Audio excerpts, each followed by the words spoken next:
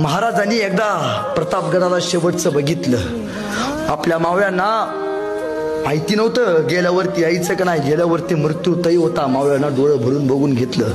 तानाजी, बाजी, यसाजी हातामध्ये समशेर घेऊन माग होते. महाराज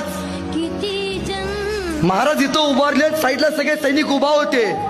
पण सैनिकांच्या डोळ्यात जसा जसा महाराजांचा एक एक पाऊल शामियाकडे जात होता, सैनिकांच्या डोळ्यात पाणी येत होतं. का काही झालं तरी चालेल, लाख मेले तरी चालतील, पण लाखाचा पोशिंद्याला काय नाही झालं पाहिजे.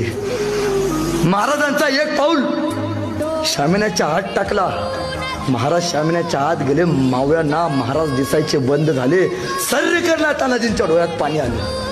राजा आत गेल्यात, काही होते, जीवाचं रान करू, पण महाराजांच्या अंगाला हात नाही लावू देणार.